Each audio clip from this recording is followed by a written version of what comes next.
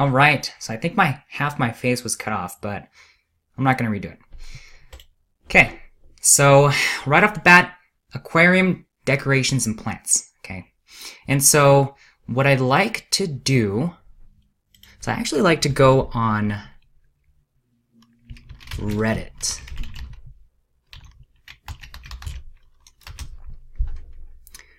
The reason being is Reddit is a really cool place to find. It's basically like a forum, but it's a really cool place to get ideas for what people are looking for and what people need.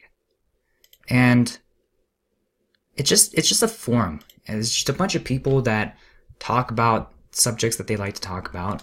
And in this case, we're going to find something that has to deal with aquariums. And from there, we're going to find aquarium owners and see what kind of things that they're looking for, what kinds of things that they are in need of. And the reason why I like to do this is because at the end of the day, right, I like to talk about how making sure that we have a product that people actually want, having an offer that people actually want. And so when we do something like this, we're not guesstimating, we're not guessing whether, oh, this is probably a good idea to have with our product. What we're doing is we're taking the guesswork out of that. We're trying to just dive deeper into that niche and really get to understand the market, understand exactly what they're about, and understand what their needs are, what their wants are, what their frustrations are, which is the important part, and then package that all together into something that we can possibly feasibly sell. Okay? Very powerful stuff, because at the end of the day, like, all the other stuff that you do in your FBA journey is like after you have that product is you're just like polishing it, right? You're just making it and you're just presenting it and you're making it as presentable as possible in front of people. This is when you actually get to create something, to actually be able to come up with an idea and to actually serve the market and then do something amazing as a creator, as a producer, as a supplier, than a consumer. And if you think about that, it's actually kind of really interesting. And then you start getting passionate into it, especially if it's like a niche or a product or a brand that you're into. And then it's like you become passionate about it, right? It's because maybe all you did in your original product research was just to look at the numbers and then look at the sales and saw the gap in the market. And then you reach out to Alibaba suppliers to see what it's like. Well, when you do that, like I said, you run into that Me Too trap where you're just basically just trying to get the easiest possible to get a supplier to produce what you're looking for to sell on Amazon. When you do something like this, what you're doing is the product is a byproduct, or the product that you're selling is a byproduct of solving problems and providing the solution to people's needs. When you do that, it's like you start really caring about your product, and you start trying harder. The product gets better, and everyone's happy. You succeed, and all that stuff. So,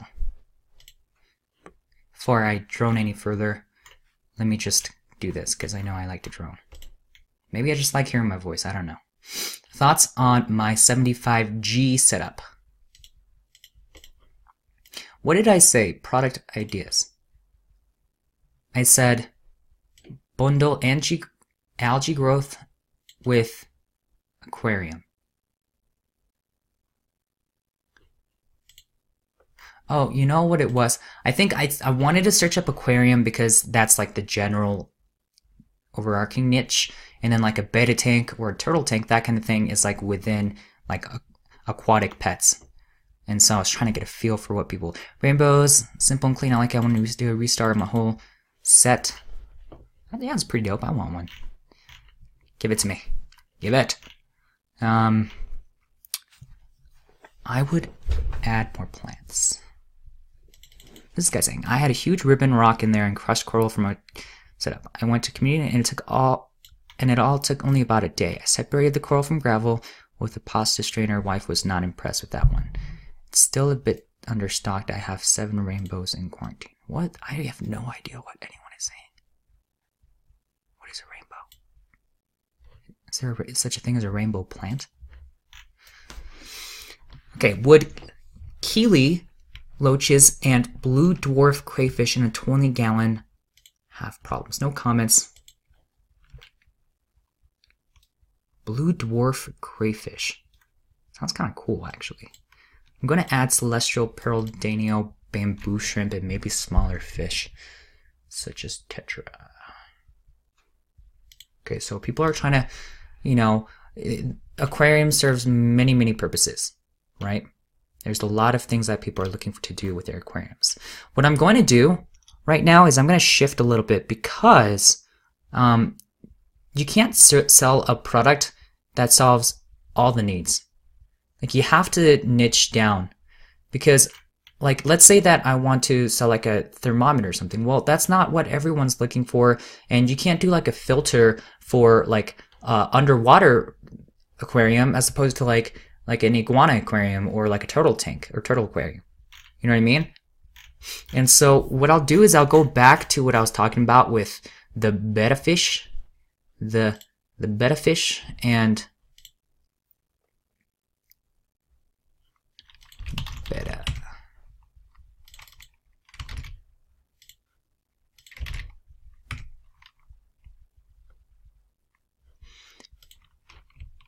Betta and betta implant tank. Looks like there's the most subscribers, something like that. The home of bettas. Oh, looks like they moved.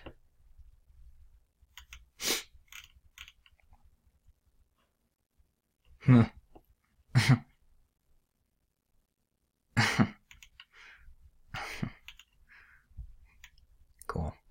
My boyfriend always wanted a koi betta, so we picked up this patriotic boy today.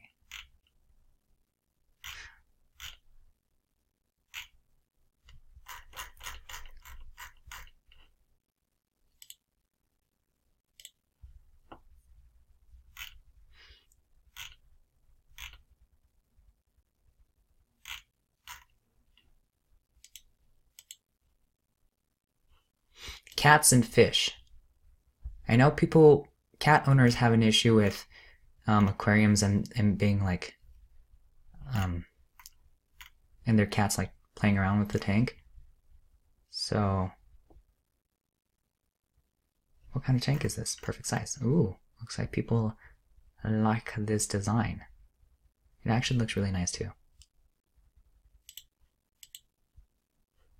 That's like someone that would, like, if you showed them like a link and told them that they could get all of this in one go, they would very, very likely purchase.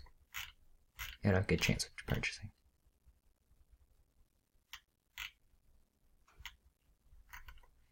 It has begun.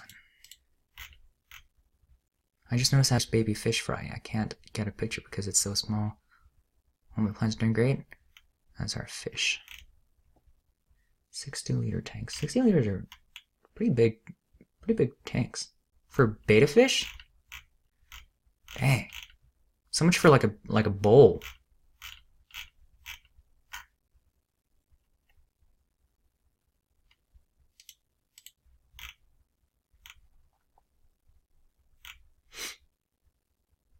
So let's actually jot some ideas down here. Okay, so for our betta tank,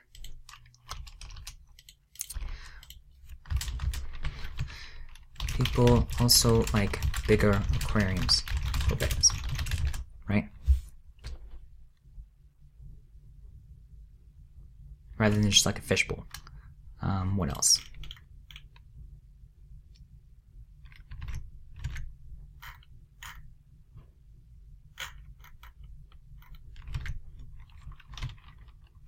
Mandatory has plants in there and some kind of like, what do you call that, like a statue.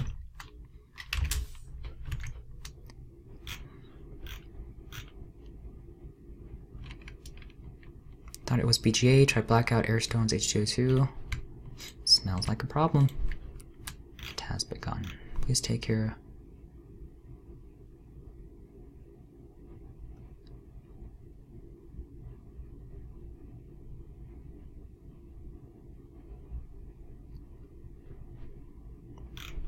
Yikes.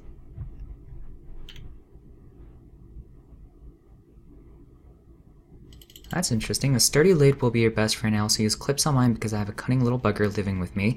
With my lighting, only a glass top really works. Why not go with no top? There are definitely ways to mount lights without a top. If you have glass and your girlfriend's cat tends to jump up there, cat could get life-threatening lacerations.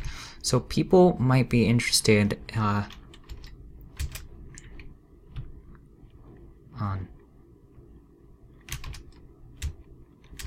What? This looks really messy. Forgive me.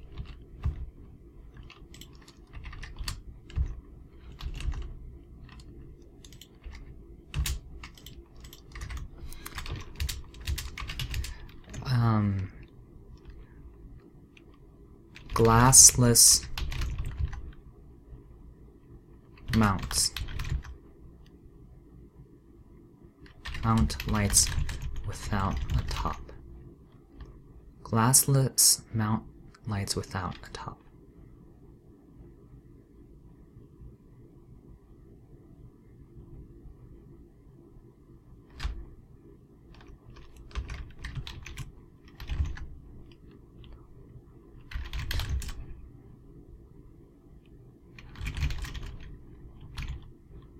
Because people are saying with my lighting only a glass top really works.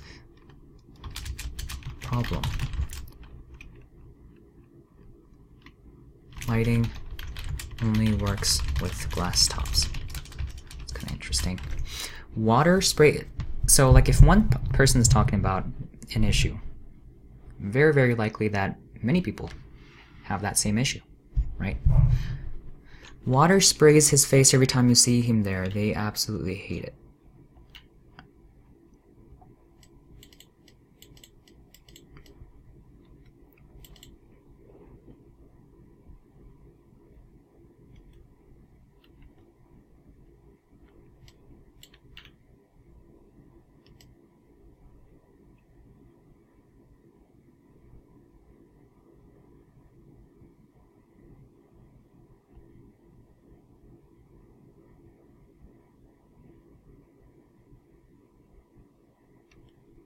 Yeah, this seems to be like a serious issue.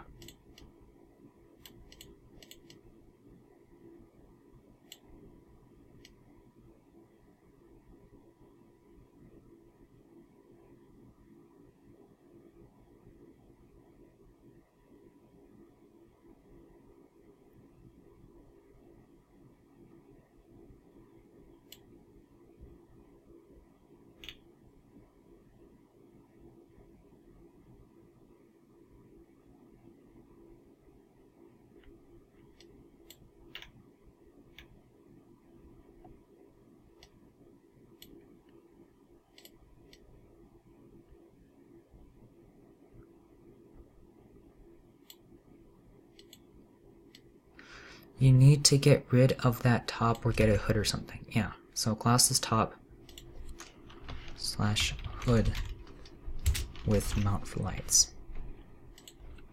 People have issues with cats jumping on top of aquariums.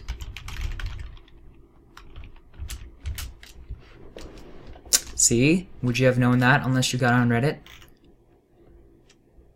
The one on the left looks like some kind of Ludwig glandulosa. Interesting. Cyanobacteria.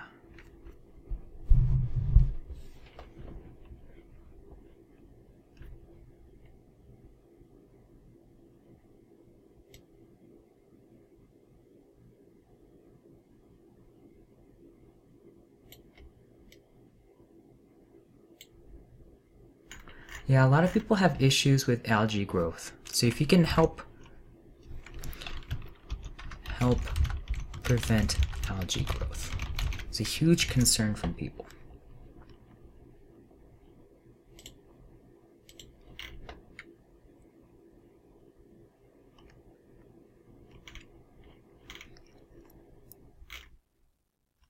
You'll be looking for advice. Wow, 71 comments. Moss is finally coming in. Is that a good thing? Do fish eat moss? Help. Every plant I put in dies. Oh. I bet you're not the only one, my friend.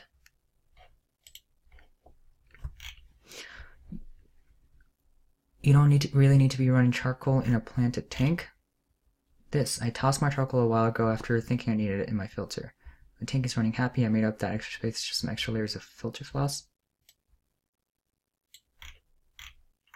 This is like a super, super passionate niche, which is good, right? The niche itself has interest and an avid following, which makes sense. You're taking care of like a living being, and so people tend to generally really care about that kind of thing, which means that people are going to buy things. Let me ask you, do you think there's less products out there for fish tanks than there are for dogs or cats? If yes, that means that there's more opportunity in this space. Less competition, right? So if you were thinking about doing some pet product for dogs or cats and that kind of thing, I would ask you to reconsider and think about maybe jumping into a smaller niche like this, where people are just as passionate but with different needs. Nah, chop those suckers down. The more you chop, the bushier things get usually. Amazing tank. Do you know what are the names of the plants inside? Okay. I'll be able to, I would go at this all day if I do this, and we're not really getting to a point. So what I'll do is I'll just jot down my thoughts and where I'm at with this, and then we'll try and roll with it. If I was in your situation and I found like a product I was interested in, or like a list of products, I would spend more time than I am doing right now and really start understanding your niche and market and what they're looking for. Because like all this stuff, like having a bigger aquarium instead of like a small tank, people are very into that. So if you can't find something like that on Amazon, that's a huge market. Mandatory has plants in there and some kind of statue, right? It's a given that people are asking for plants. Has many kinds of plants, has variations. A glassless top hood for mount lights. That's a problem, right? The top or the hood seems to be a very common pain point for a lot of people, and that also implicitly solves the issues with cats. So you don't even necessarily have to state that having a non-glass top will help cats avoid getting scratches, but people can add one and one together and implicitly understand, even if you aren't direct with it, that like, hey, since this isn't a glass top, and I bet a lot of these people like check out Reddit subreddits like this, they're going to be like, oh, you know what?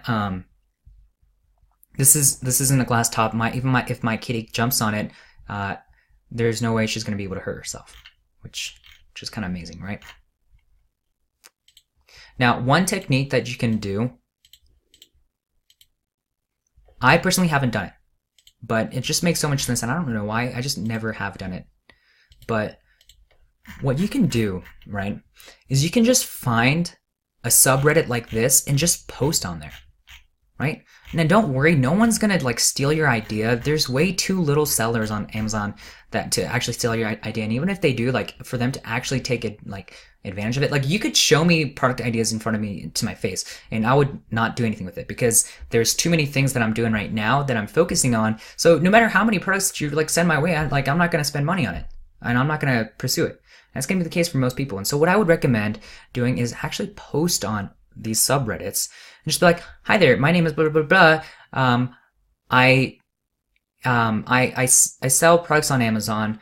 I noticed that I wanted to just talk to the community here and see what's missing on Amazon, what your biggest issues are. So hopefully that I can make the mold and design this to be something that you guys are looking for, right? Boom. And I'm sure people are going to be able to respond to you as long as you get approved to post that thread. And then you might be surprised by the results of it, where people even might be like, oh my God, please let me know when you launch this product. I would be happy to be your first customer, that kind of thing, right? So if any of you guys decide to do something like this and test it out, let me know. And you know what? Like, what are the odds that it's an FBA seller that also is into this beta fish subreddit and also checks out the subreddit within that time frame? You know what I mean? So don't be afraid of those kinds of unnecessary things. I'm actually really big about like sharing ideas to other people. Like I know a lot of us really hold back on our ideas, but what I've noticed is like talking to people and getting feedback from people. Like I personally haven't had issues with someone stealing my idea. Your mileage may vary, but what I'm saying is it's kind of nice because you get to meet sellers, and it's almost like a fun community and like a competition. And so it's not so much like FBA is like this lonesome journey that you got to do by yourself, but you start enjoying it because you're constantly like engaging with other people. You're talking about it. You're talking about your problems. You're talking about what like your small wins, your small losses. You talk about your issues, and you get feedback, and you get help from them, and you help them. It's just kind of like a cool community. So it's like anything else. If you like to ride dirt bikes and you find someone that also enjoys dirt bikes and you have a community and you like talking about it, like that's cool. You know, and then you get more interested in that hobby. In this case, you'd be more interested with your own thing. Okay. So, besides that wild tangent, ways to potentially play with fish.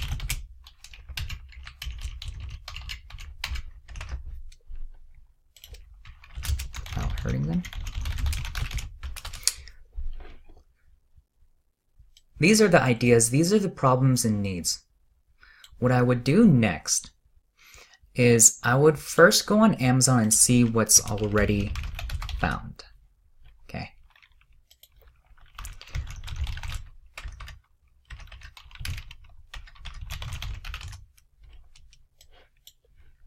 So with our initial list, just kind of to recap, what we did is we basically made sure that it wasn't too competitive, that there was opportunity, that there was an interest in this niche, and a few other variations and a few other things like the numbers and actually making sure that like there's search volume, also confirming that there are people that are actually searching that keyword and looking to purchase something around that. And the reason, just to recap again, why something like this product has potential is because, one, like I said, it has, using common sense, we know that there's a lot of people that own beta fish that are passionate and care about their fish. Two, there's a lot of products where that's common sense and just experience. Two, there's a lot of products with low reviews, right? So even though that there's a lot of products with like high reviews, number of reviews, which would normally deter me, what I like is the fact that a lot of them have low ratings. I also like the fact that there's things like products like here that has 81 reviews and it does 8,000 in sales. And actually, I don't think I did beta aquarium last time. I think I just did beta tank. And I think that pulled a different list. And so you also want to make sure that you know which area you want to compete and which keywords you want to go after, because sometimes it just makes more sense to go after certain keywords than other ones. And I'm sure I will address this in future videos when you're doing like keyword research and that kind of thing.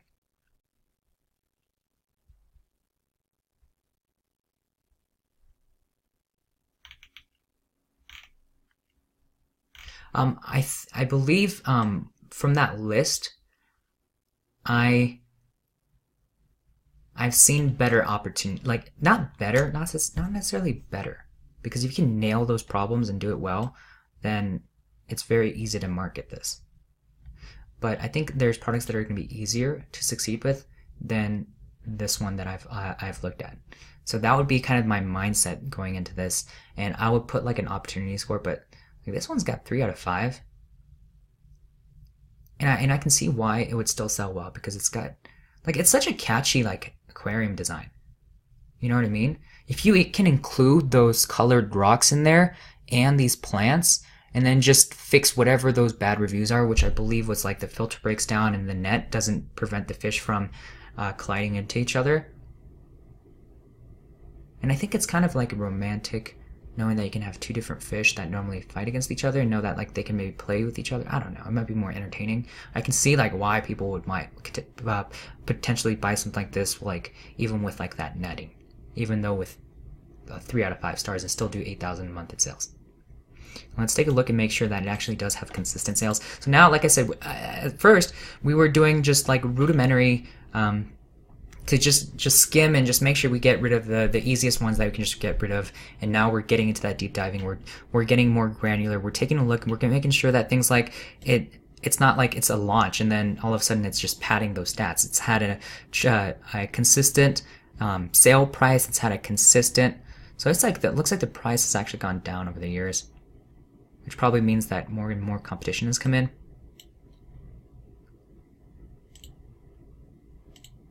Turn this off because it's like it's too much. But yeah, it's had consistent like consistent sales history. And Keepa, where are my reviews at? Of course, when I'm doing this video, it doesn't show review history. But if it's got 80 reviews,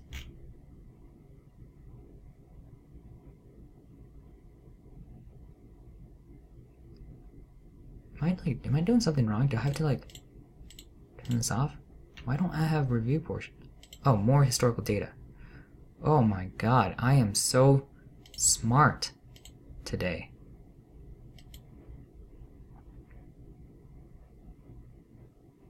Yeah, this thing is like been low ratings like all its life and it's still done well.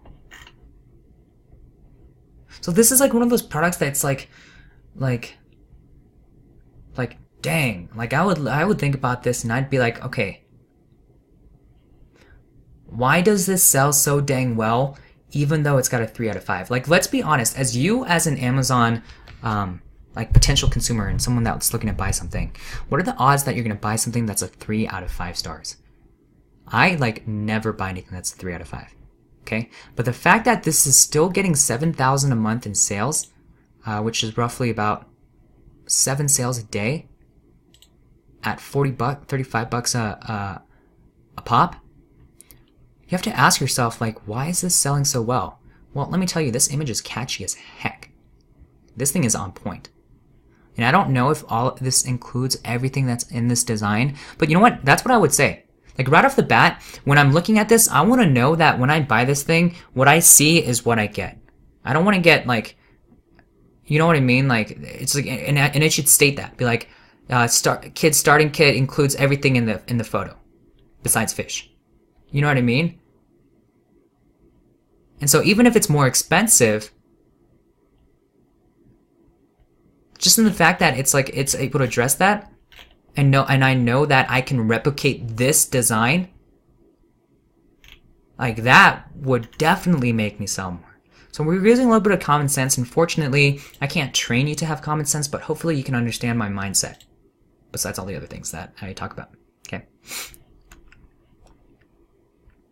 So what would I do next? I would take this, I would look at more like bad reviews and come up with more issues that people are having with other products, and then I would try and address that in every single thing. And then in my future video, when I'm doing like the Alibaba potential sourcing, that kind of thing, what I'll do is I'll try and figure out what's possible with the supplier, right? I'll let them know, hey, like this is the kind of issue that people are running into. What can we do to solve this? Can we somehow make it so that we can still include the lighting at the top and do this? But like for a product like this, you know, you're not going to run into like a cat jumping on top of it, right? It's too small. And so this is going to have its own problems that not necessarily is like anything else. But if you can address the issues with this and maybe come up with like something that's kind of a similar design but different, and to add the degree, like I said, like you can combine it, like includes even more stuff. So now you're selling it at a premium cost. So this is $34.86, but I can tell you right now, people are willing to pay $60. You can see it right here. And so you can bump this up to $50, $60 as long as the perceived value that the person gets, it matches up with that. So if you get good reviews, then people are going to be willing to pay more, right? Because it's a premium product. If you have all the stuff included, if you bundle it with like the algae growth, like plants or balls that help prevent algae growth, you know, that's huge as well. And then like a thermometer, because I just know like when you have fish, you get like you got to know what the temperature of that tank is. So you can bundle all that stuff together, and they're like, holy crap! Yes, I know it's more expensive. It's got better reviews. These images look amazing. Yes, it's a no-brainer that I'll go with this one instead. Capiche? Capiche. Turtle tanks.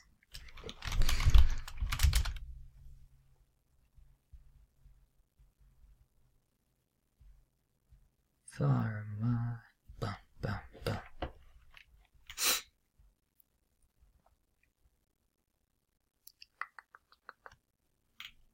Another opportunity, because I don't see a lot of 4 or 4.5 or 5 stars.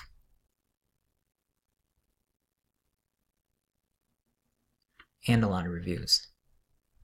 But people are searching up turtle tanks. You know what? Let's see what Reddit says. Let us check out what Reddit says. Turtle tank.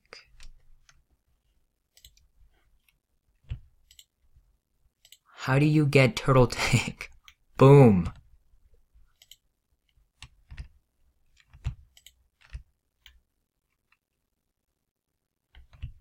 Time lapse of my turtle tank. That's actually kind of, I freaking want to see that.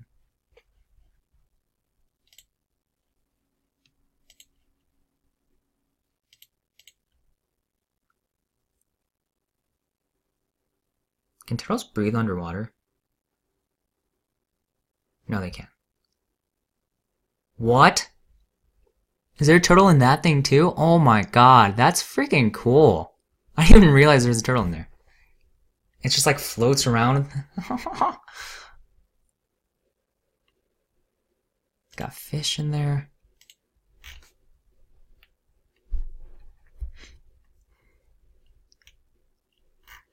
Wait, it was in there for a minute without getting air. I don't know. Maybe they don't need air. Maybe they're like those things that can breathe both. The real sorcery is how your turtles don't rearrange your thermometer and heater. It sounds like that's an issue.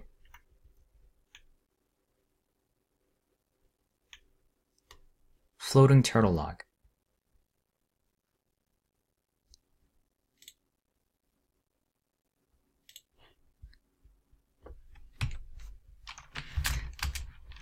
Like, honestly, if I was getting a turtle tank and in some like tank included a floating log where the turtle can like hang out, that would like literally, that in itself would be enough of a product differentiator if everything else was the same for me to be like, I want that one instead, because I would want to see my turtle in that log floating.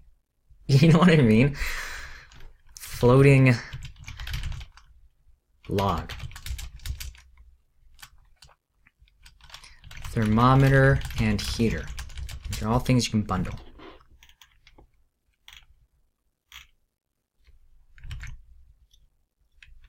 A filter.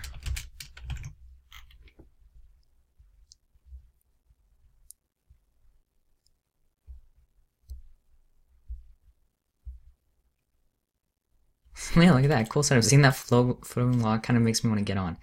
They seem to like using it a lot. Do they climb on top too, or mainly chill on the inside? Only comment I have is the basking light, pretty close to the baking spot, as the basking spot. Oh, yeah. So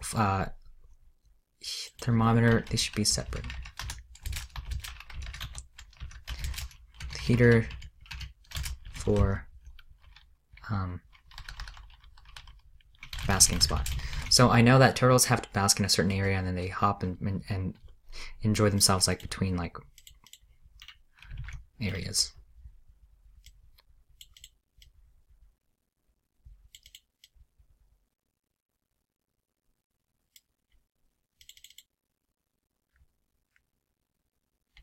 This could be good information. I just looked up to make sure if it's a 50 watt, should be 5 to 7 inches away from the basking bot.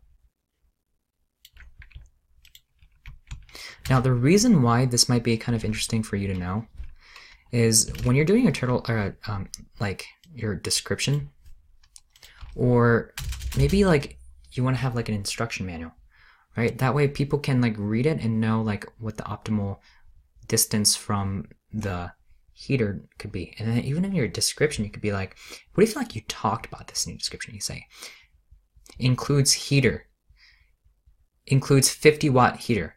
50-watt heater should be 5 to 7 inches away from the basking spot. Please note. Or something like that. It's like this hidden implied message that you really know your turtle space. And people are like, I don't know, it's like something subconscious almost.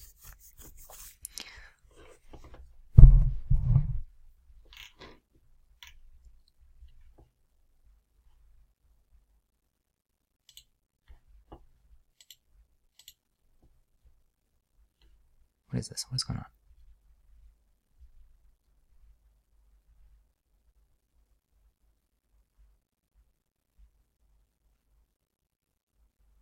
Man, that looks cool. You should definitely add more water in there.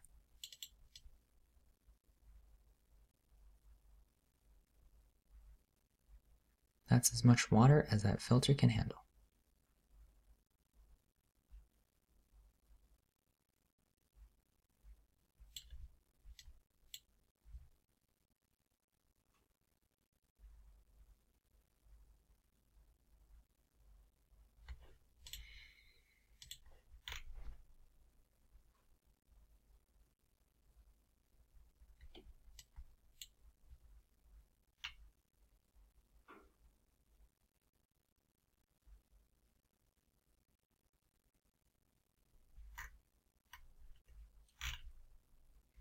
So it looks like Trove of Wonders is like El Primo of turtle tanks. Market for it, but in Amazon FBA, you usually don't want to be like the most expensive. It's not the best way to do it because it costs a lot of money, and there isn't as much demand for higher priced products, especially if it's a lot higher. If it's like within a reasonable amount, then you can persuade people to upgrade. But if it's too much, then you're going to eliminate that sell base completely. So you want to be careful about going too luxury and that kind of thing.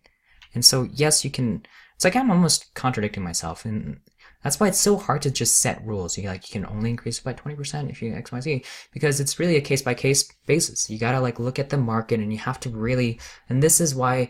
You need to have that common sense and to just really look at the market and really understand it and ask yourself, would you buy this if it was $20 more, $10 more, if it included X, Y, and Z? And if you can't know, then just ask. Ask for feedback. Ask from other sellers, or just post on the subreddit. Shitty fly river turtle tank, not pet turtle.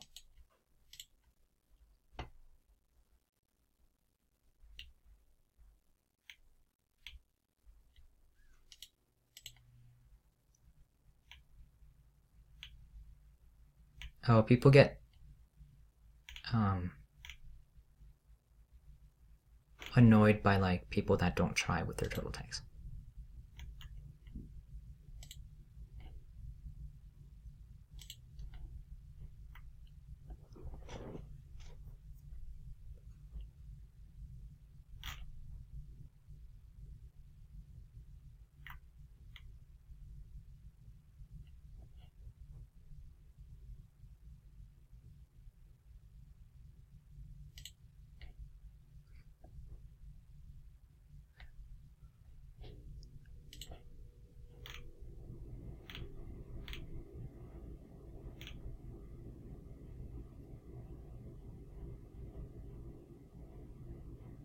Realistically, let's say that I'm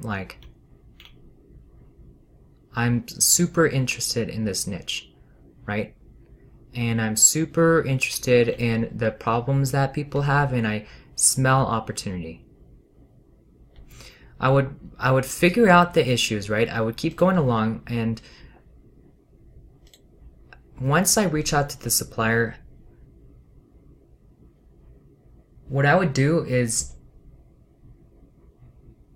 I would know what's possible and the price of that. Know like what the highest price I can get X, Y, Z things implemented into the product. I would look at my budget, I would look at what's available, and then order the samples. If everything adds up and I know I can work the numbers, I would order the samples, and then I would actually ask a friend who has a turtle to use it and tell me what they think, like everything included, right? And then so I can take a look at it as well, or I would just get a turtle myself. Might be kind of a cool excuse to just get a turtle because of Amazon FBA. It's a business expense, okay? Alright? It's not because I want a turtle. I have to get a turtle for business. It's like, I have to get this bike. It's a business expense. I swear. I swear. Okay. Rock climbing. Another big market. Let's actually mix things up a little bit, and I'll show you some other ways to come up with some ideas.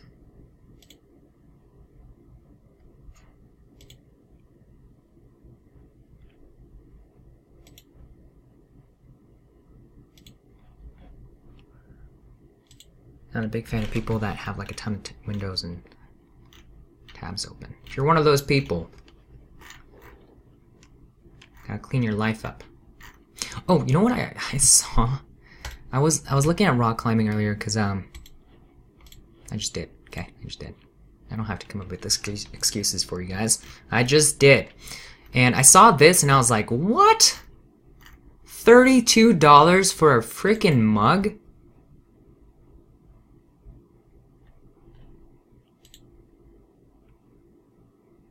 And they do $3,000 in revenue? Like, get out. Consistent sales? Consistent pricing?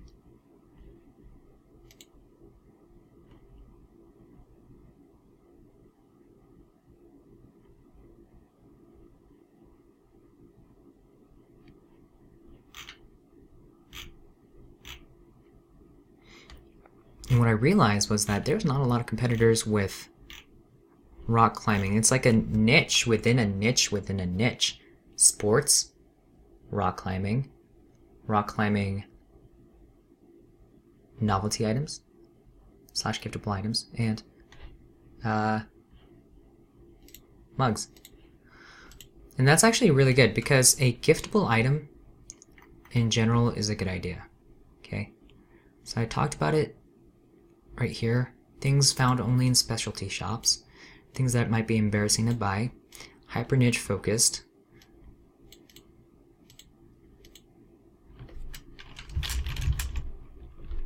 I should say bad idea.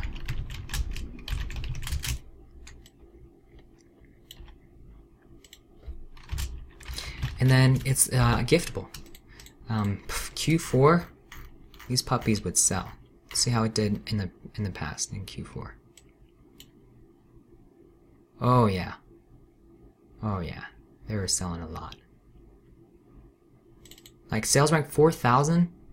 Like right now, its sales rank hovers around like 15, right? With a sales rank of like 4,000, and you have to understand all sales go up, and so every sales rank that goes down is effectively that much more sales.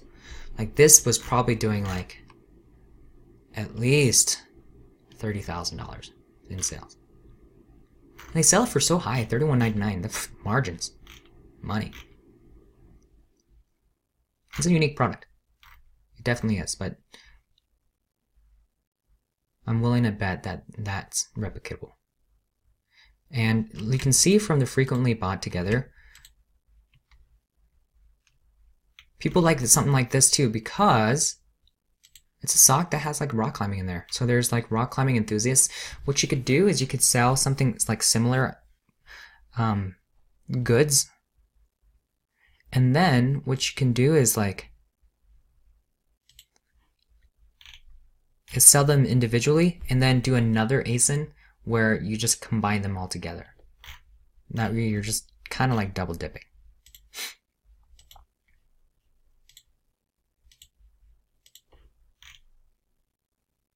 or a variation. Now, if you were to ask me which one,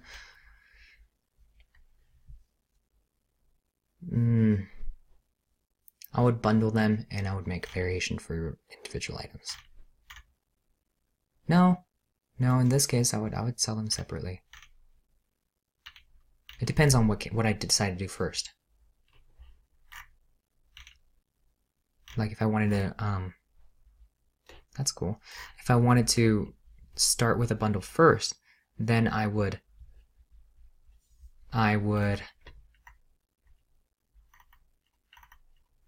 leave it there and just do individual products later. If it was individual products, then I would just bundle it as a different listing.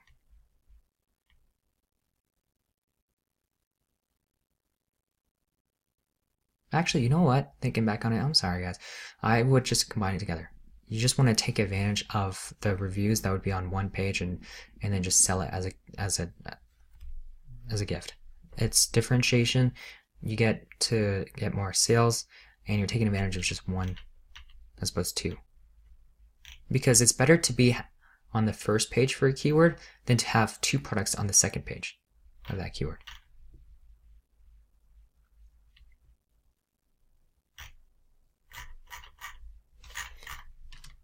What I would do is I would come up with like a starter kit.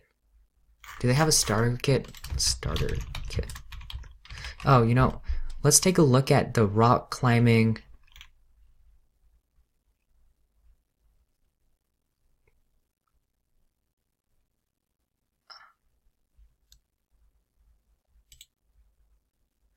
Is this the niche?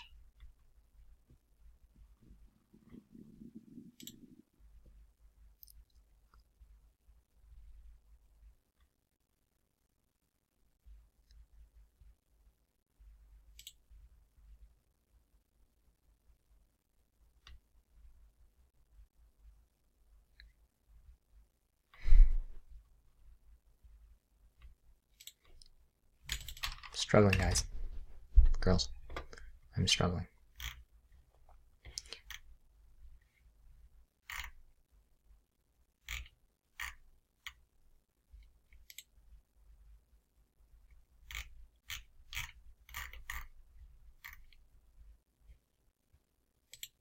That's why like Amazon's like this kind of thing. Which is like, is it sports and fitness? Like how would people end up getting to climbing?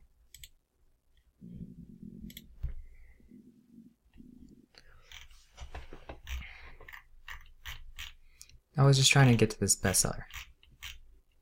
To get to this and just see what are selling the best. What are the ones that have the most demand? And so it looks like right off the bat it's just shoes. Right?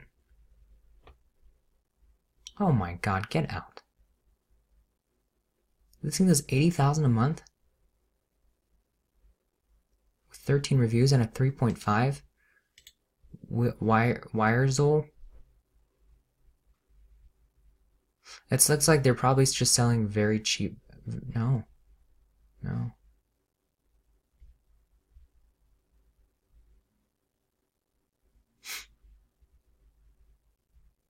Like 52,000 a month with 46 reviews. Let's take a look and make sure that it's not some kind of seasonal thing or part of a launch.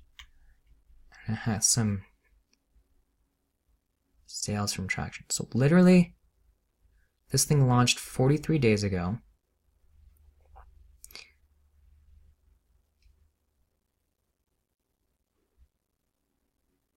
It went from sales rank of 120. Oh, that's pretty crazy. Turn off. They did a launch as part, like with some lightning deals to really get down to the lower stratosphere. They didn't really even have to do a lightning deal.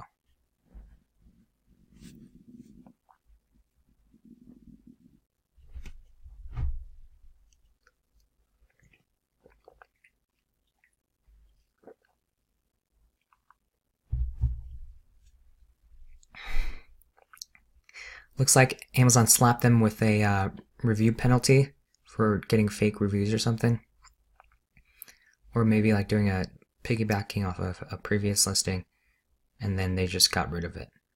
And so then as soon as that happened, they went from, like, they had a 4.1 with 124 reviews and dipped down to 12 reviews with a rating of 3.5, 3.6.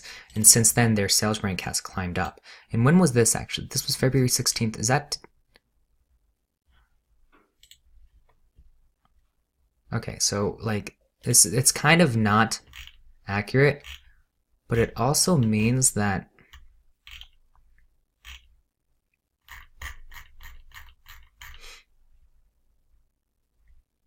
available from these sellers, so like maybe they might be running out of stock.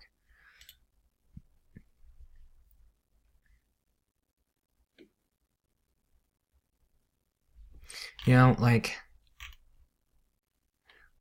kind of the thing is, like, shoes, because you have to provide variations, like, let's say that you just have one style, you also have to do, like, different sizing, right?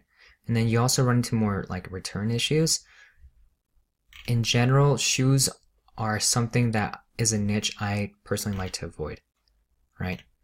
But there is opportunity in it, because there's people like me who avoid it, and, like some of these things with like such low reviews are selling like hotcakes. Shoes are very in demand in this niche. It looks like these gloves, obviously for climbing, it's going to help with like sweaty hands and that kind of thing. If like if maybe they don't want to just palm it with open palms, then they'd want gloves. Makes sense.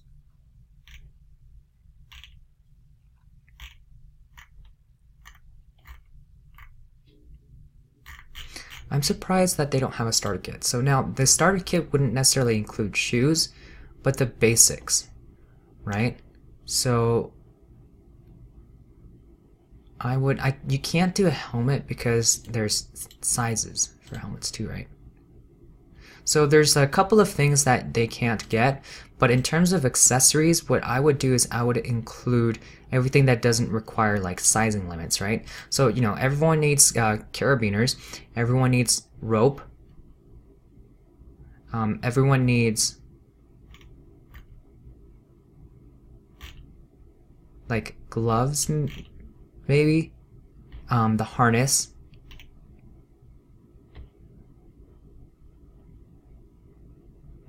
chalk,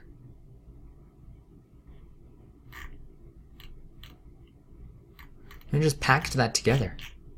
As long as the product itself is good, I don't see how you would have any problems with that. Now, it is going to cost a lot to get started. And shoot, you know what? I should probably not start diving into my ideas, because what happens is I start running into like all kinds of ideas that sound great. You can come up with all kinds of ideas that sound great, but if you can't actually take it into practice, then who cares? Who cares? So this is for slacklining. So what they've done is they've come up with a slackline kit, and if this sells well, it's almost like a validation, because you know that people are willing to purchase. They're willing to purchase kits, and there's a demand for kits. So it's not exactly the exact same niche, but it's cross complementary close enough that dang, this, what is this? Pack out slackline. It's close enough that you have to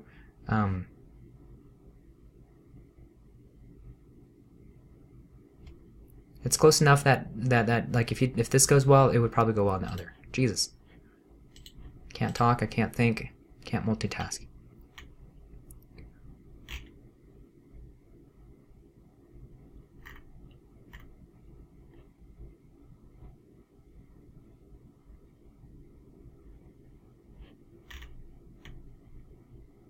Sales rank of 10,000.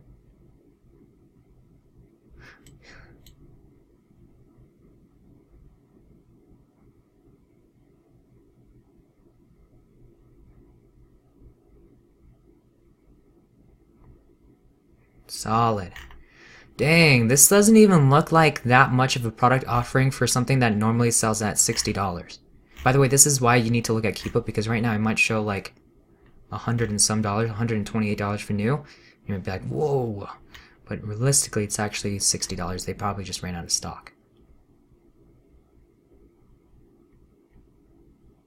This doesn't even look that amazing. It's only got 17 reviews. Like, it's only been selling for 126 days. Let's review count. Got slapped with 3.8. Like, even with a 3.8 rating,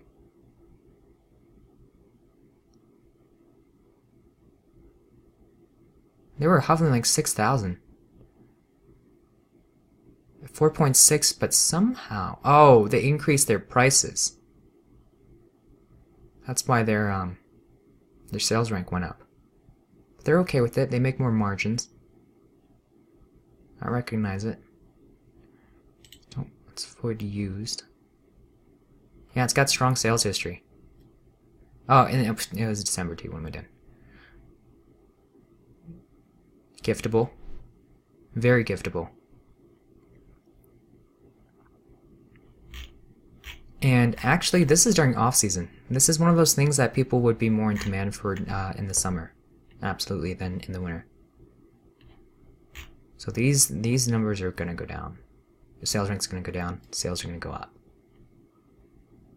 So like I said, this is not a super seasonal product, right? Yes, it's affected by the season, but like I said, it's not like a snow shovel. And if it's got this much demand on 17 reviews, this thing had 13 reviews when it was, I mean, it was December, but I like it. I like it. I like it. I like the slackline more than rock climbing. Here's why. Rock climbing has less popularity than things like hiking, outdoors, like running, you know, those kinds of niches. Fact, right? It just has a smaller niche base, but it still has some brand players, right? But things like slacklining is like a niche even smaller than rock climbing. And I would assume a lot of slackliners also enjoy rock climbing, but because it's an even smaller niche, you're competing with even less sellers. So if you were to talk about like rock climbing, everyone would know what you're talking about. But slacklining, and you'd be surprised how few people actually really know what it's about and that kind of thing, or even have the mind or thought to actually sell slackline. But now, like, looks like everybody is just selling a kit. So now you got to think about, how do I come up with a product that's differentiatable, right? And then you just fall into that rabbit hole and see which direction you can go. But what I'm going to do is just to avoid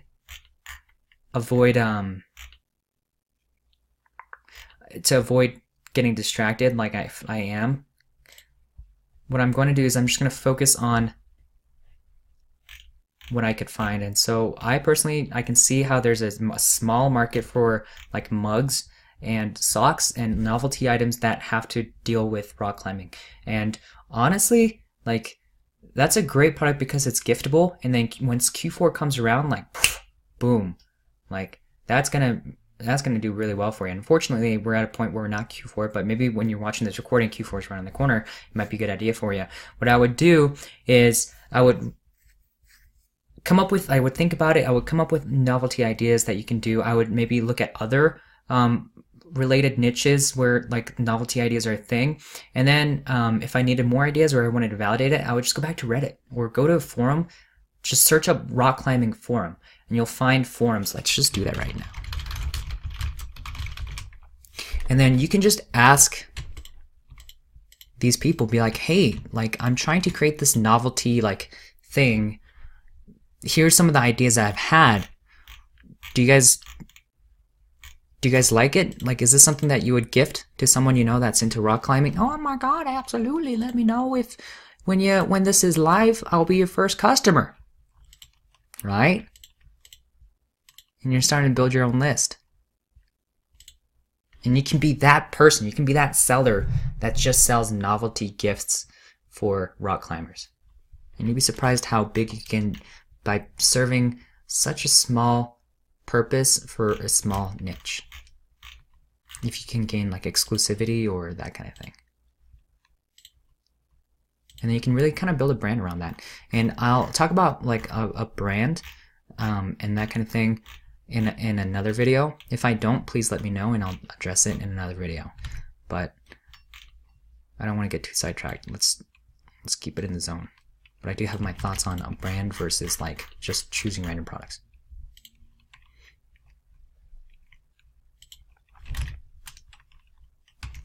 What did I say? Martial arts, jiu-jitsu, kickboxing, boxing, wrestling. I would do the same thing. I would just go right back into Reddit and I would be like, jiu-jitsu equipment.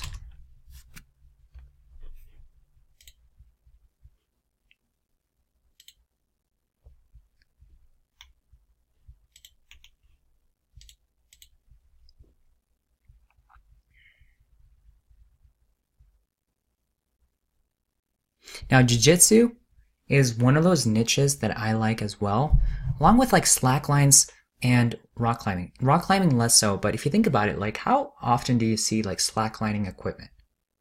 You have to go to a specialty store, right? Same with jiu-jitsu. There's not really like a jiu-jitsu store. You might find jiu-jitsu equipment, but the selection is probably limited and you probably know and assume that it's probably going to be expensive there. And so what do most people do when it's in that kind of situation? Well, they turn online, right? And so those are the kinds of things that are very good for selling online and on Amazon especially. Seminars, camps, trips, broad guest instructors, training gear, uniforms. Ooh, there are some big players in this jiu-jitsu space. I mean, it's like people know that jiu-jitsu is a good martial art to know to defend yourself and that kind of thing. So I can see people getting passionate about it. Just another one of those things that have a following. I think jiu-jitsu would be much smaller than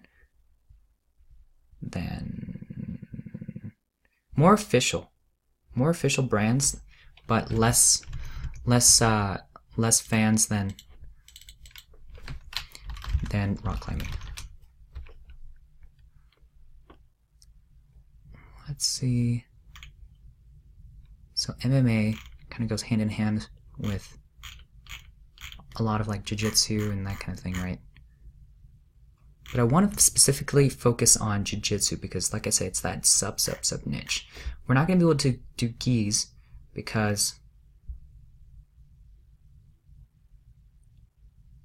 it's kind of hard to do gis.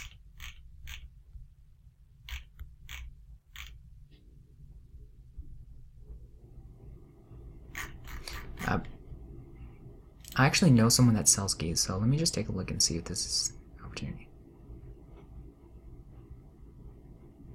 And if it is, I'll just reach out to him and be like, hey man, like you should sell on Amazon.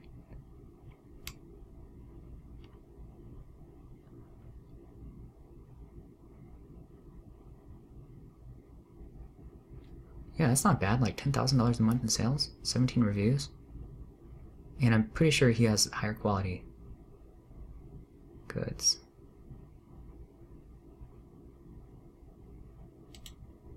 What does a jiu-jitsu backpack have that a normal backpack doesn't have?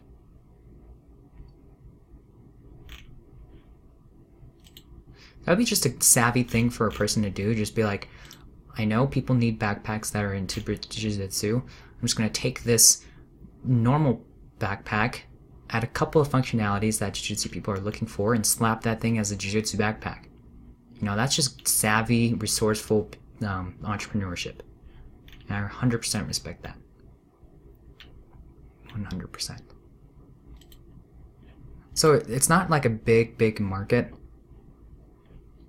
right? There's only like a few products that people like and are interested in. No, it's almost like just like an outdoor gift or outdoor backpack, and then they just like market it as like a jiu-jitsu. Like all they did was like honestly like, okay, it's got a pocket for water bottle. Seen plenty of backpacks that have that. I've got a pocket to like be able to add all your like like your personal stuff. It's a larger backpack. Could have been like an outdoor one.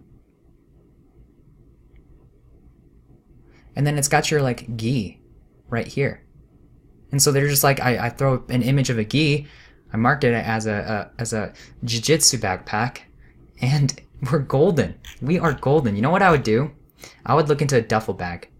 Yeah, right here. My entrepreneur senses are tingling, and I know that people actually, rather than a backpack, like duffel bags for this kind of thing. It's just like, it's a thing, you know? It's like a skiing or snowboarding. Yes, there's gonna be people that would rather ski and would rather have a backpack, but like, come on, a duffel bag is just sexier. Snowboarding is sexier, okay? So, I would just do like a jiu-jitsu duffel bag. I smell money in an idea like that. I don't see... It's not for mixed martial arts. It's not for boxing. You market it specifically for jiu-jitsu, and you do the same thing that that guy did, or that seller did, and you throw like jiu-jitsu equipment items like in there that people can see. If you need ideas for the duffel bag, you can always, like I said, ask for feedback from those forums and Reddit where people talk about that kind of thing, and then market it.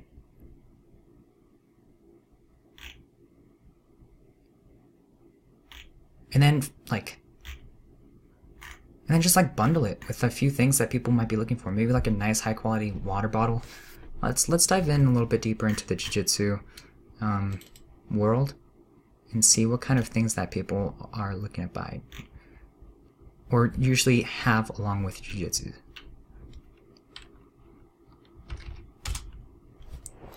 I'll avoid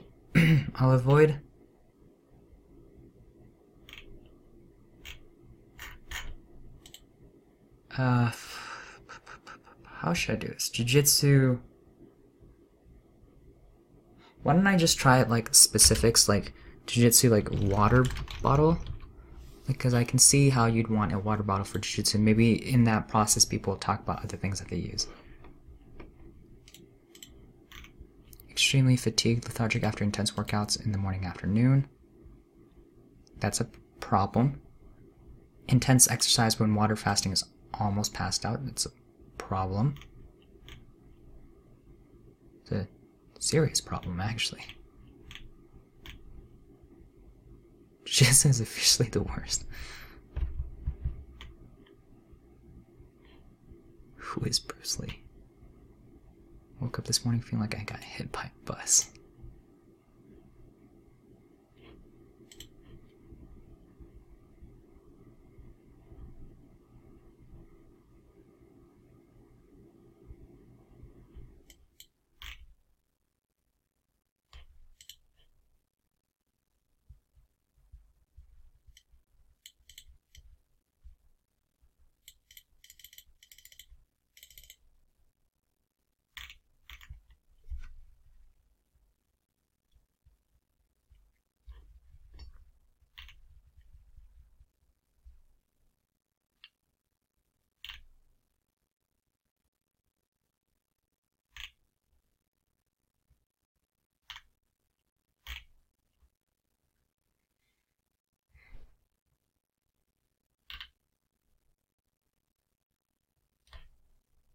Yeah, you can come up with all kinds of ideas for this niche. Like people like need energy, and you could do like mix jiu-jitsu like energy powder that you can mix into their water, give them like a burst of energy. No different than like any other pre-workout or something like that.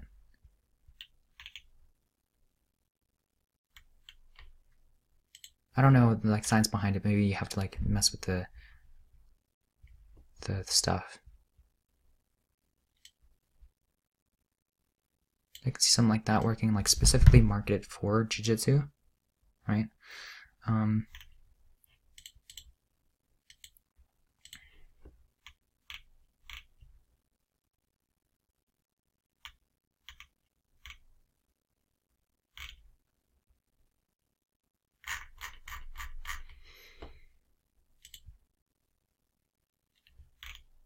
I think I'll wrap it up here for,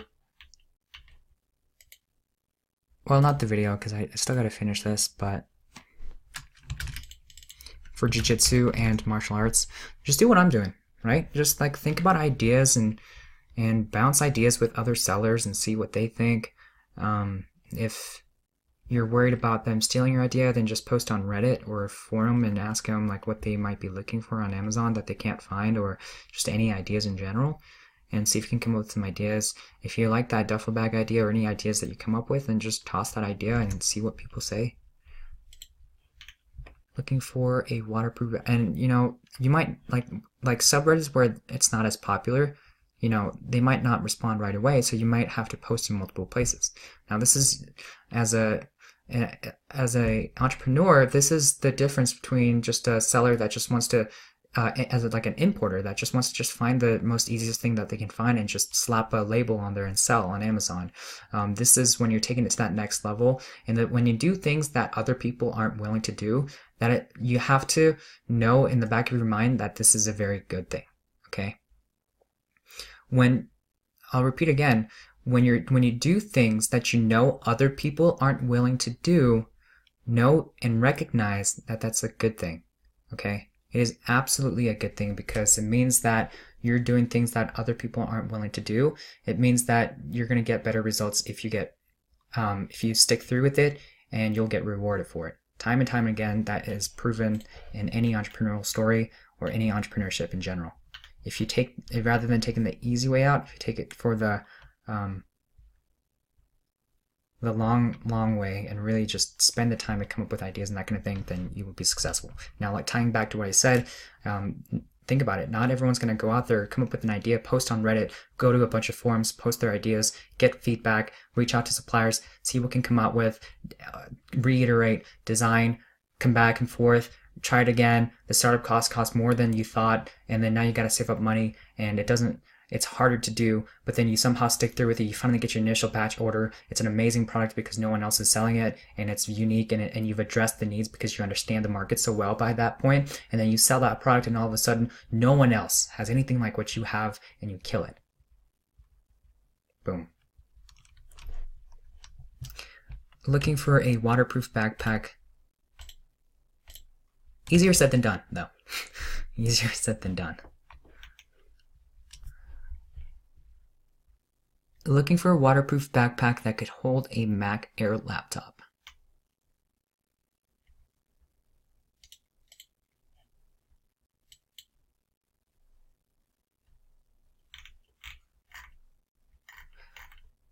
It's a good sign that people are referring to a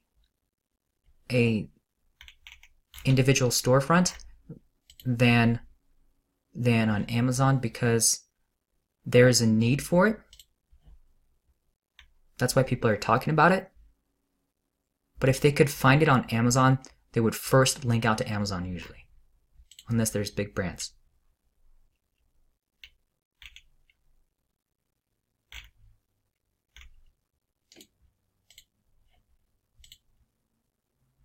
Yeah, so like people are talking about it. There's demand for it.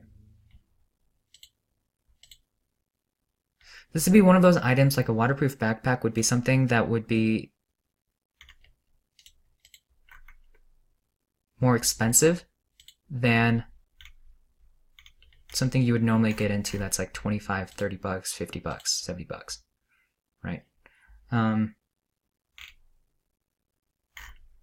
You'd also have to think about the size. Like, what if there's and this is where you start digging in, where you're just like, what I'm really looking for is a backpack that can just fit my laptop that's waterproof. I don't need anything else. The size doesn't have to be bigger, and then you know that anything larger than that, and you're gonna not serve the needs of your market and that kind of thing.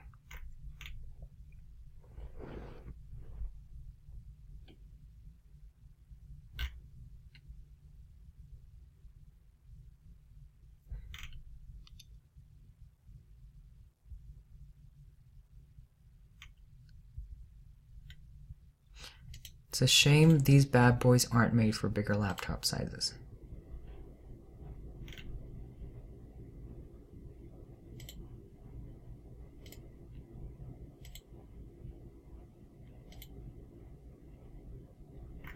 Boom. It's a simple design. So you can get your minimal viable product out because you don't have to worry about the design as much, as long as you serve the need, which is to just make sure that it can fit a 17-inch laptop. If you can make the design better, maybe in your second, third iteration when you reorder or that kind of thing, then you can make it more catchy and sell more moving forward. We'll move on from this one because it's just okay. Shade sail.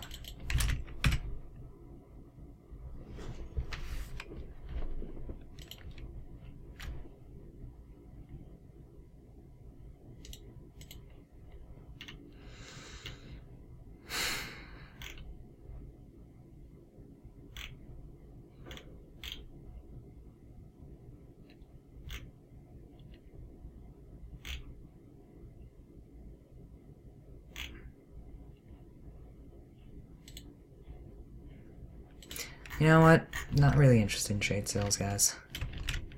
If you can see a marketing there from like a video I watched, do that. Garden care.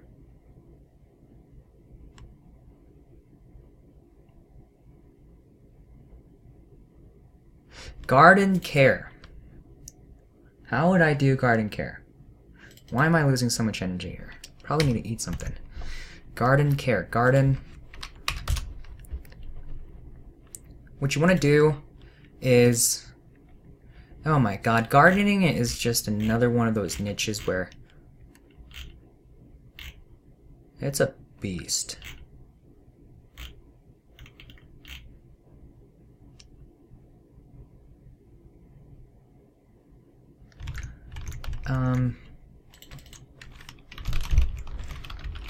Get some ideas for what people might be looking for gardening.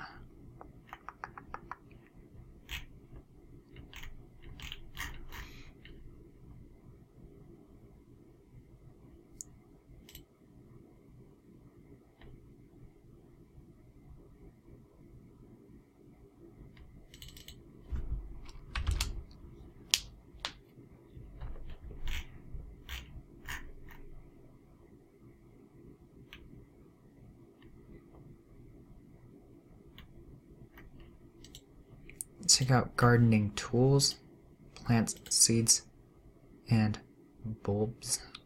Why did I, you know what, like this garden care, like that just sounds like a niche, like that. I feel like I would have, that's the process where I took the initial ideas and then like broke it down. Like why would I just add garden care to my deeper knowledge? Like this sounds like I'm trying to find potential products on here. You're probably watching and you're like, Jack, don't be an idiot. This is what happened. I think it was like I came up with potential ideas and I was like, I'm going to explore that niche. I'm going to show you guys how.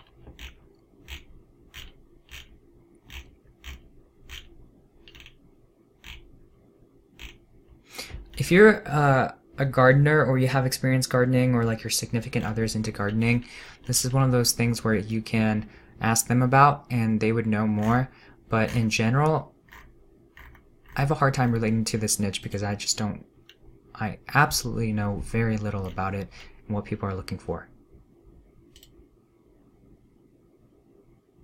And I don't know if it'd actually be something that I would be really passionate about. Now, this is just one of those things, like I talk about, where it kind of has to pique your interest. If you're really trying to build this in the long term, it's like, sure, I could just like find these items and just duplicate it and do a Me Too project again, right? But if I'm really trying to improve it, I have to be passionate about the niche enough to like ask around, to read Reddit posts, to understand what people are looking for, what their problems and their needs are. When I look at this and then I think about like turtle tanks, I'm like 10 times more interested about turtle tanks than I am with gardening tools. And so that's why I'm not going to explore it. If you're super interested in this kind of thing, then that is your competitive advantage. That is something that other people aren't willing to do that you're willing to do. Right? Capiche? Capiche.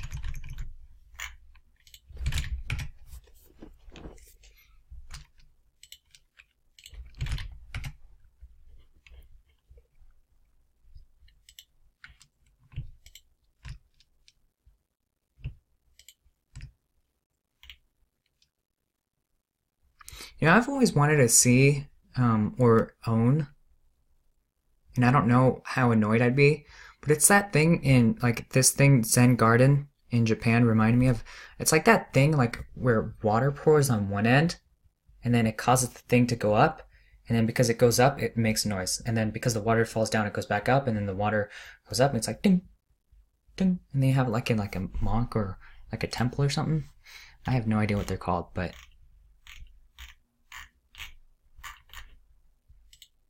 it'd be cool to like maybe if it's possible to do like a mini version of that that runs like on a motor that okay.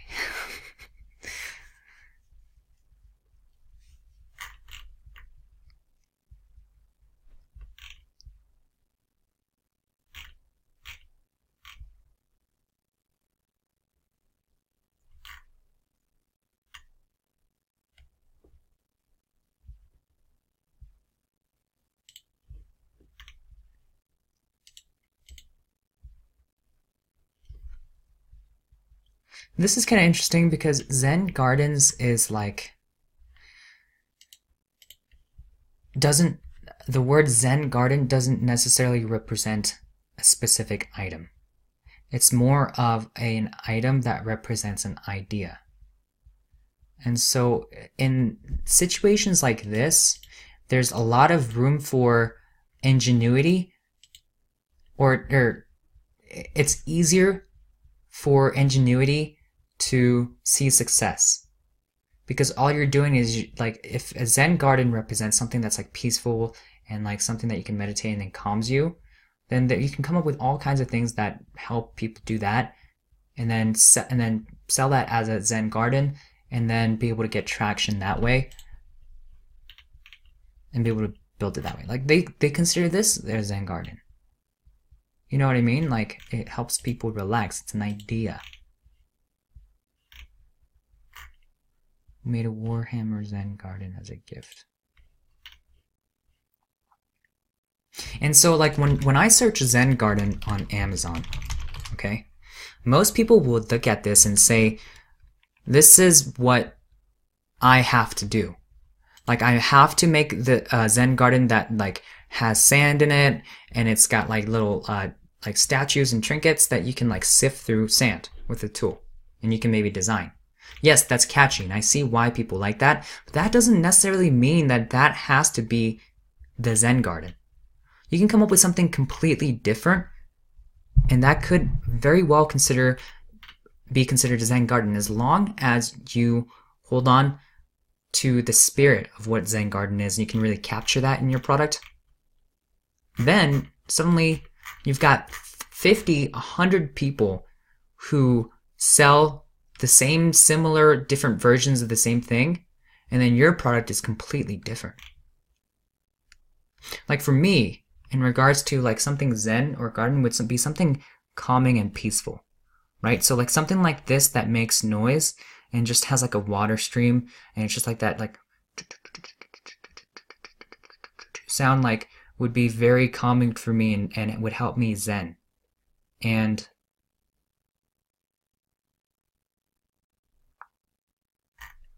if you can work with something like that, that could be interesting.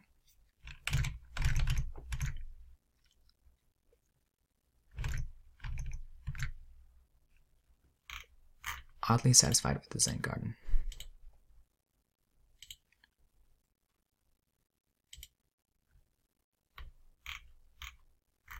But actually, you know what? I mean, they do say it's a garden, right? So like you're sifting through sand or something like that.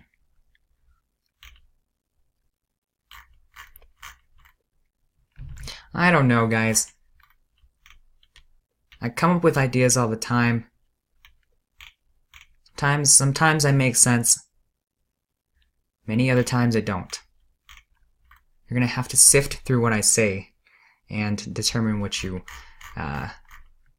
think is a good idea or a bad idea. Now, actually, this helps me make a good point, because a lot of times when I was going through Amazon FBA, I heard a lot of contradicting statements. Okay, and so it's kind of like exercising and dieting. There's so many controversial opinions and ideas on what is the best way to go about doing it, right? And so similarly, I ran into that same thing with Amazon FBA, and anytime I ran into that issue, what I did is I didn't just take what that person said 100% and said that was what it is just because I liked what they said for other things. I just took that keyword or that like issue and I just searched it up on YouTube and I just listened to a bunch of people. And then as I did that, as I got more information, I was able to make the decision on what makes the most sense for me. Because a lot of times, you know, the best decision is what pertains to your own situation, not necessarily the blanket, this is what you should do, this is what you should do. And so, like, as you're listening to other people talk about that idea or that thing that has controversial opinions, you should be able to eventually come up with an answer. If you can't, then go back and watch more videos or ask people on Facebook. Eventually, you'll be able to come up with an answer. Or maybe just digest it, think about it more, and then you'll eventually be able to come up with an answer. As long as you do those two things and be able to move forward from there.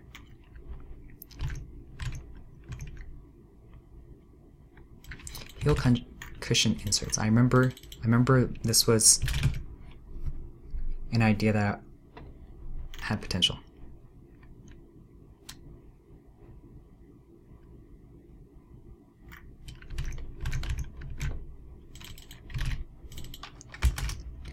It's probably because I typed in heel cushion. If I just type in cushion inserts,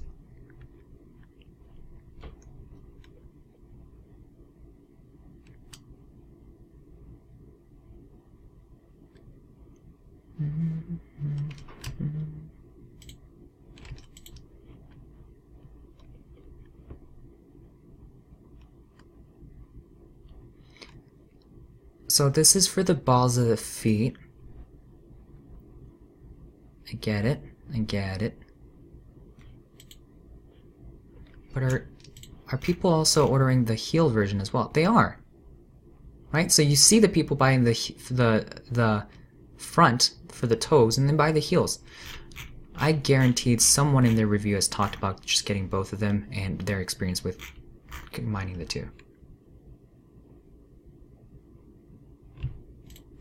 And I'm sure someone else has done it.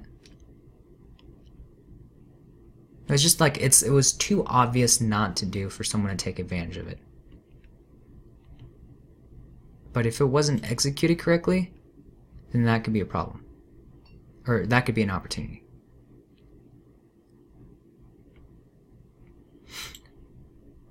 Seems like a lot of Me Too products, but there is demand.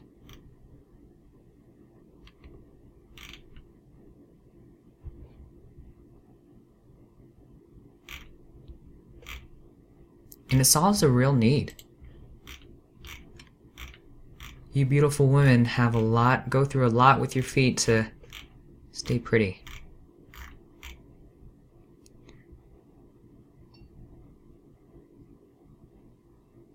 That stands out more because like the color looks nicer and they have like a variety pack.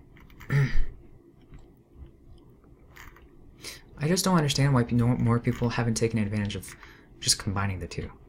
I can see that one listing has done it. Actually, let's see how much sales.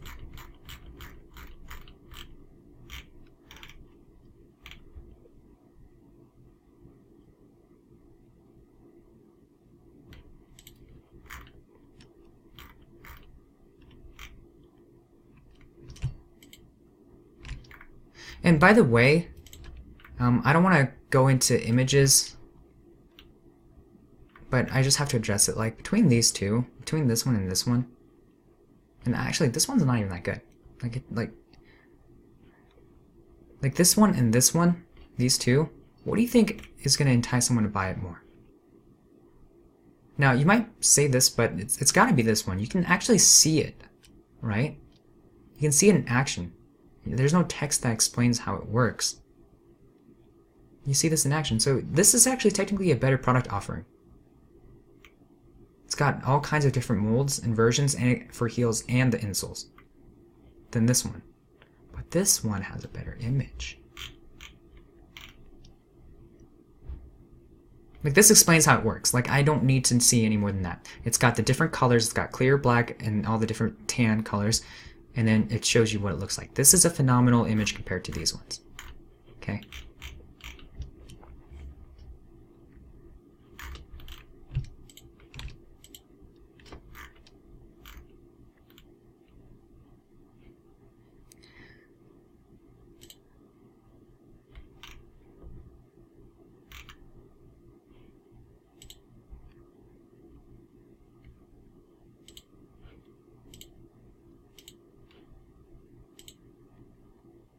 there's depth to this niche for sure.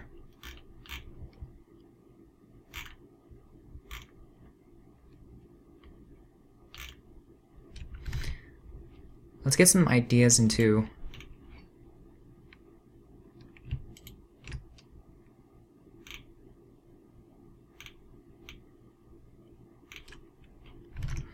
are people typing in like shoe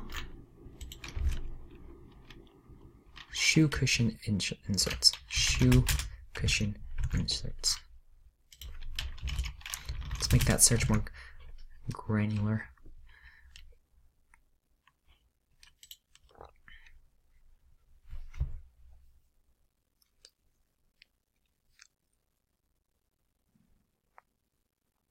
Oh, you know what? Heels cushion inserts are fine because it doesn't talk about just heels for like the heels of your foot. It's like the types of shoes heels. They're inserts specifically made for heels. So that's why people search up heel cushion inserts. Dang, there is depth.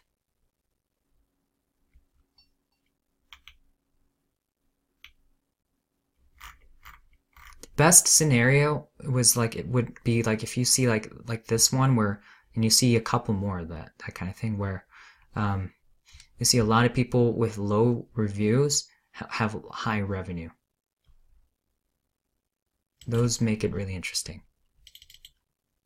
Like my eyes would open up if I saw like a situation like that kind of thing. Heel cushion inserts.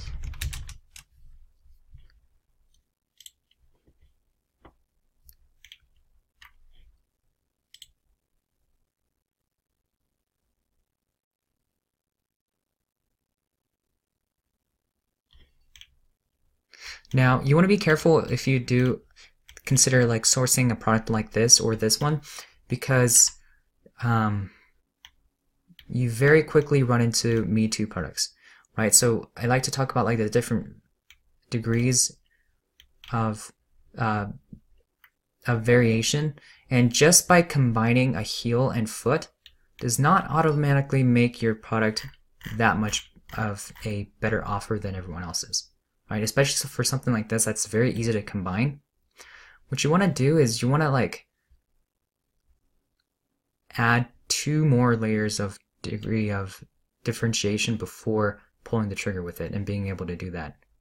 And something that really that no one else has technically thought of or done that you can address.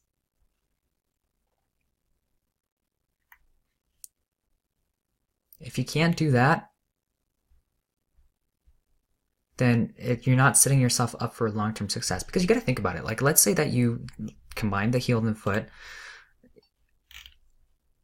The item itself, like if you're sourcing this thing, this cutout right here, is so similar to everyone else's that you're just going to get stomped out by the competition the moment someone decides to do the same thing.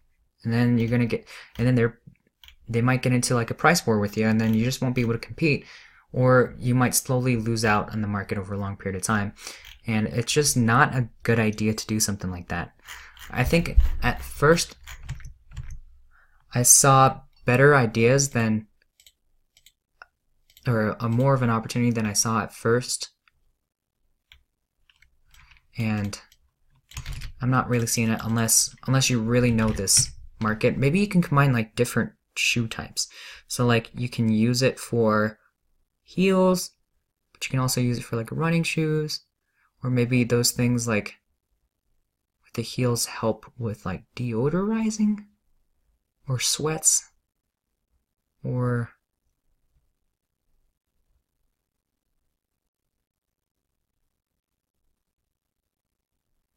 like different colors so that you can't see it as well. Make your toes help like circulate your blood flow on your feet more. Help position your foot so there's less cramping in your legs.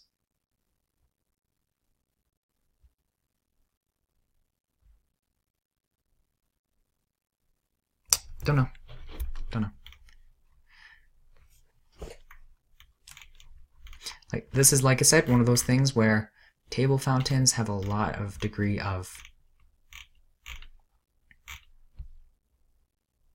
differentiation.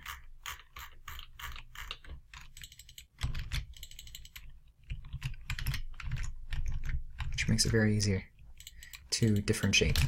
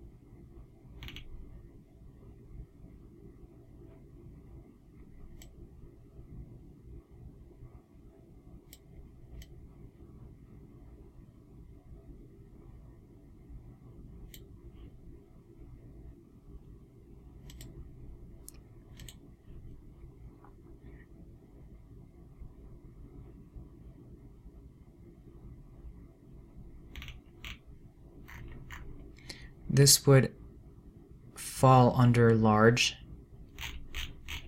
How heavy? 28 pounds heavy. Very hard to do a FBA, but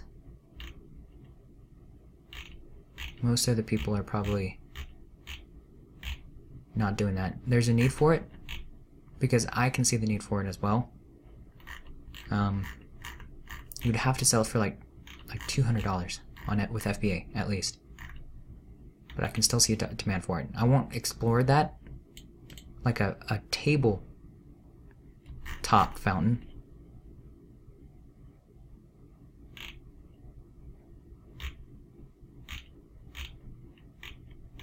Because most of you won't be able to explore it, but if you're interested and you have the capital, definitely something has the potential for it.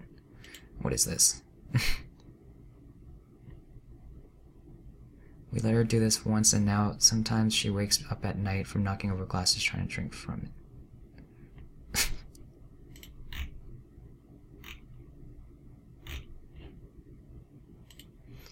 Cats are so weird. So weird.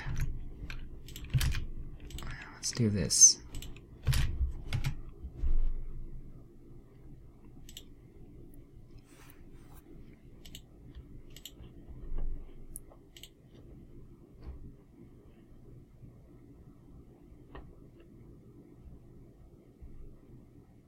And I remember I talked about this in my last video where, yes, there are people with lots and lots of reviews, but bad rating is an opportunity.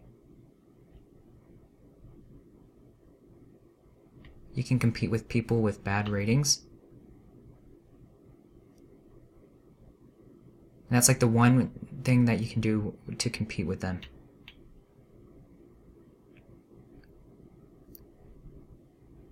There's like depth to this, but like across the board, you can tell most people really struggle to get good reviews with this product. Like, there's a fundamental thing that people have an issue with.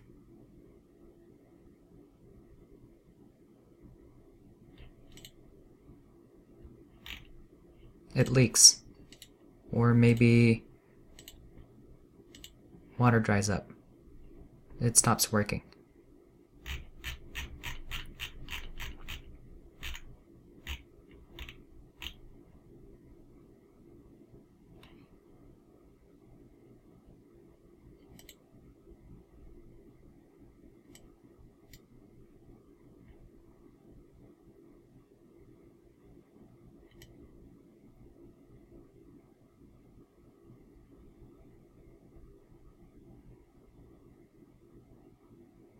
So it looks like the motor doesn't run silent.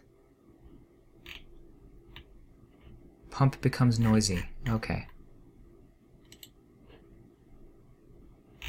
Sounds fixable. Sounds like you just gotta get a better supplier. Started making motor noise after 46 hours running quiet. Okay, so like people have some serious issues with the motor.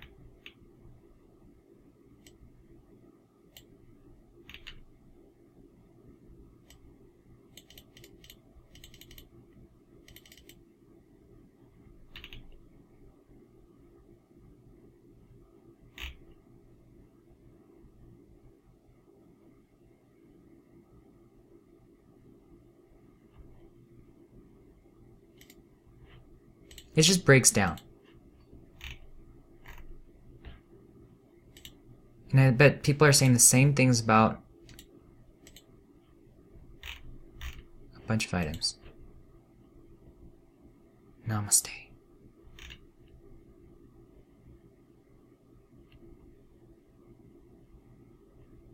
It's pretty cool. It's like OG. I think I said like something like a dragon. That might be kind of cool. Why does the sales rank just keep disappearing? Oh, it's jumping. Consistent sales. Recommended bulb. So it looks like they don't sell the bulb together.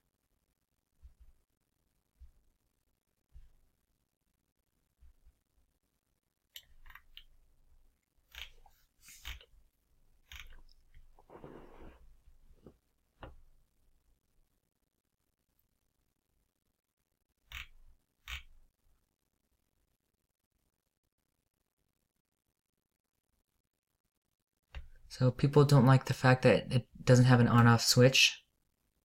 So you're gonna unplug it.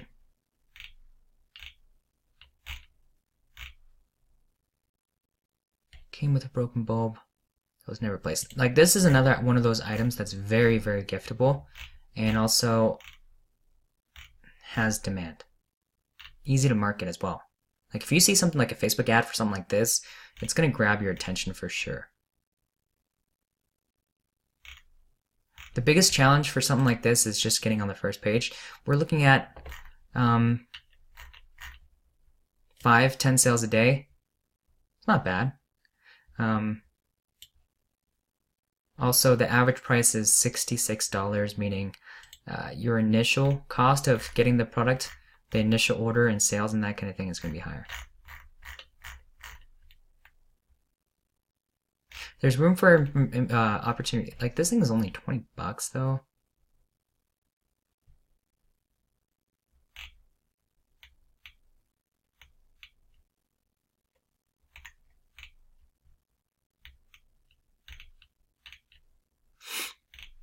It was okay. So I think I've got one more. So let's tackle this one.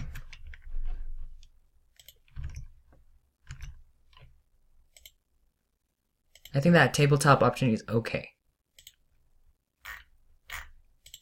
I don't really like it too much. Cupping therapy.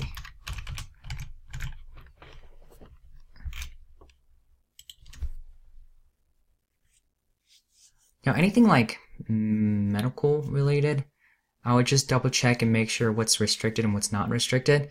Make sure that you can get approved for this and be able to sell it. If you have any questions, what I like to do is I just like to call Amazon. Nowadays, you can't really call Amazon, but the callback feature works really well.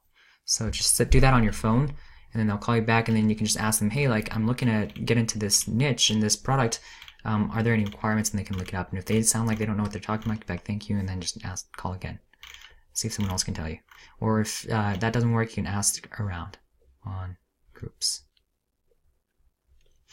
Like this thing has 29 reviews and does 30,000 a month in sales.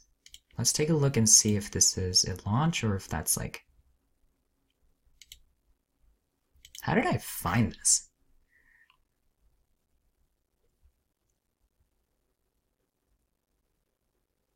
Like 93,000. Oh my god.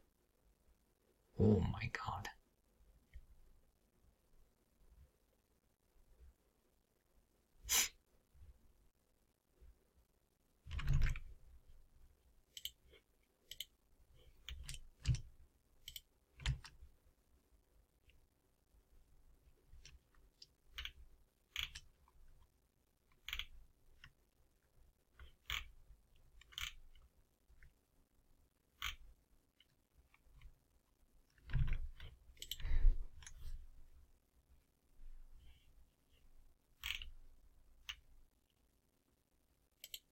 It's been live for 57 days. It was doing sales even before it had its first review. That's crazy.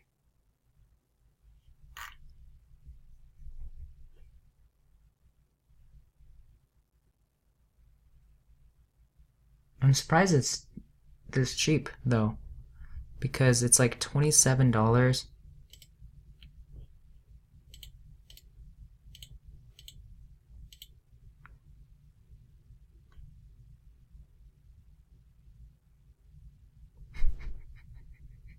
So I see why they're doing this. They're saying like athletes are doing it, like it's a thing, right? It's kind of trying to demist that. It's trying to demist that it's like a faux medicine, right? Because athletes do it. Like this is super against TOS. You can't just find random internets and combine them and then just throw that up there.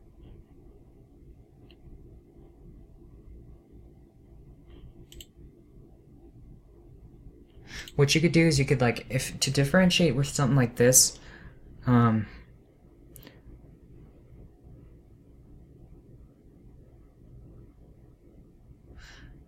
don't know how you would differentiate it. They've got plenty of bulbs. I don't think that would be the issue. They've got different sizes. That's not going to be the issue. Looks like the equipment's fine and the reviews are fine.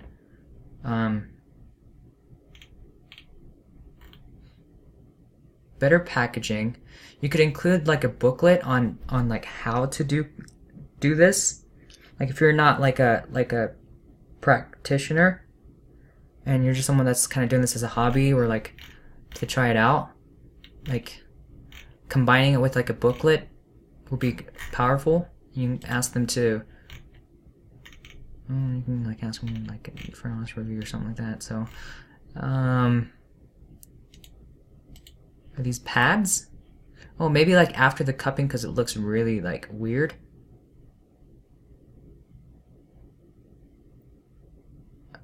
You could include something that helps reduce the swelling, maybe, or like the look. I mean, it was packaged well. It looks professional and the price is good, so I can see why it sells well. But these are just Me Too products, right? Just a savvy entrepreneur that saw this item, decided to list it, and they took that next level. And it's just like, honestly, like I think you would see success if you, as long as you had your image as well, and even if you did a Me Too product. But I'm super against that. If you haven't noticed by now, I'm not a fan of just coming up with a Me Too product or just changing like the colors and getting better images and just claiming that that's going to be the solution to long-term success, because usually it's not the case. You're going to run into more and more competitors as this goes on. Like you have to come in with like a different idea and you just have to improve it.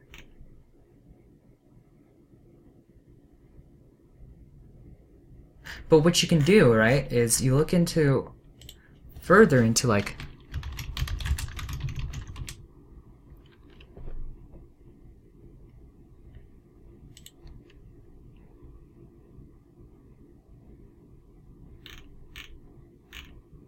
into Google and see what things people do, including cupping therapy.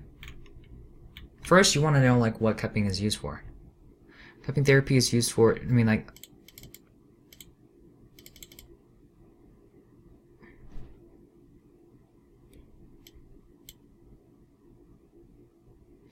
people use acupuncture needles. Like, ooh, like acupuncture needles. I've seen acupuncture pens. Like what they do is like they just click and then it's like a quick jab and then it draws a little bit of blood, but it's supposed to help with like your blood flow. So you can combine something like that together, right? And then you'd add that as a product level of bundled together. You could include gloves. You know, maybe people want to wear gloves, but when they're doing this, because I don't know, like, are you supposed to draw blood before you do it? Or do you just like pump? I don't know. You're gonna have to do some research, but like anything else, the overarching theme of this is to do research, understand the niche, understand what their products, what their problems are, what their needs are, read opinions, and really understand the niche. And then from there, come up with ideas. If you have problems with ideas, then reach out to the forums or Reddit and just ask them what they think. Get the feedback that you need, and then move forward with reaching out to the supplier, because then you have everything that you need to know about that niche and you know exactly what it's going to take. Yes, I know this takes time. I know this isn't your simple course where it tells you like this is the product, okay, you know, click next to go to the next video, watch, and then this is how you reach out to a supplier. I know that I'm like a lot of times rambling and these are really long videos, but what I'm trying to tell you is that this is a very important part of the Amazon FBA journey. Actually, part of the most important, getting the right product and making sure that it's not like a Me Too product. And so I highly, highly encourage that you just study this and really spend the time doing the things that other people are willing to do, reaching out to people, understanding the market, and then reaching out to suppliers rather than just going, boom, I found this item. I'm gonna see if I can source it, reach out to supplier. Okay, this is the price, numbers work, order, go, right? And that's just not a way to do it. All right. We'll wrap it up here this time and look forward to seeing you in the next video.